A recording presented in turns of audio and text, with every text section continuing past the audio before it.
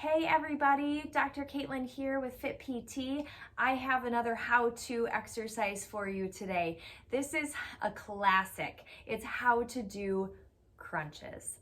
Now, I get this question in my office all the time, whether it's a specific question of how to do a crunch properly, or it's should I be doing crunches? Are they good for me? Are they bad for me? I've heard conflicting advice. And I will tell you that I personally believe that that's a very personalized conversation and answer. And so I can't necessarily speak to all of you in regards to that, whether crunches are good or bad for your body. However, I will say that a form of a crunch shows up oftentimes, whether it's in our daily life, just simply getting up and out of bed or off the couch, or in a fitness routine where it's incorporated into something else. And so I do think it's important and valuable to know how to do crunches properly to keep your body safe and your spine safe and healthy, as well as get the most effectiveness out of the workout. Many a times I see people doing crunches and they're using a lot of momentum, they're holding their breath, and they're using either just their abdominals alone, or they're compensating and using their arms and their upper body, or they're even stressing and straining their low back and hip flexors, which is a big no-no.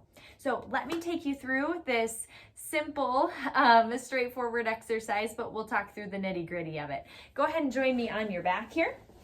For simplicity reasons, I'm going to keep my feet down, but we know that crunches can be performed with legs in the air as well in many different positions. But for now, feet on the ground. You're going to take your hands, interlace your fingertips around each other, and then go ahead and cradle the back bottom part of your head within your hand space. Okay, so I actually want you to physically be able to hold your head with your hands when we lift. Elbows are going to be wide and chest is open. You're going to take a big inhale here to prepare. Now, as you exhale, breathe out of your mouth and just lift your chest a few inches off the ground. Now, I'm only lifting my chest. I'm not trying to lift my head and elbows. See how I'm really pulling and straining on my neck?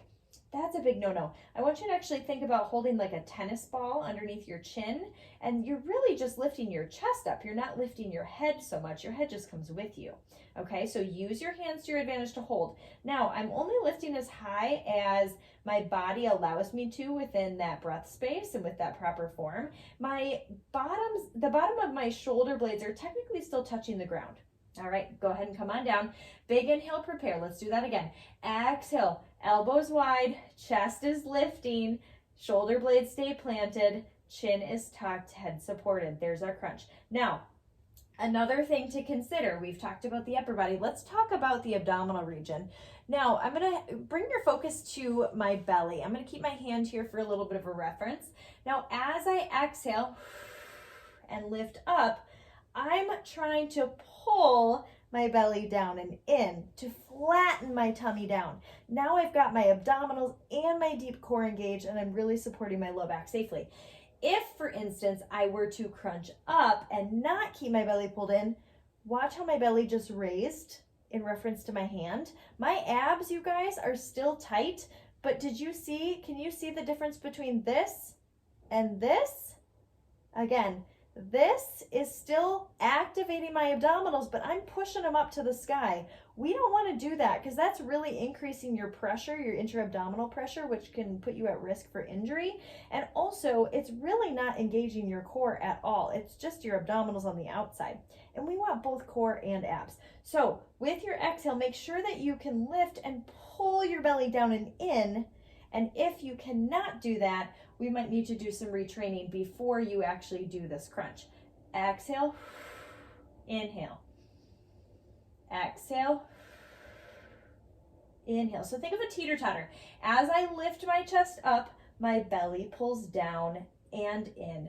Now, I'm not necessarily pressing my low back down into the mat space.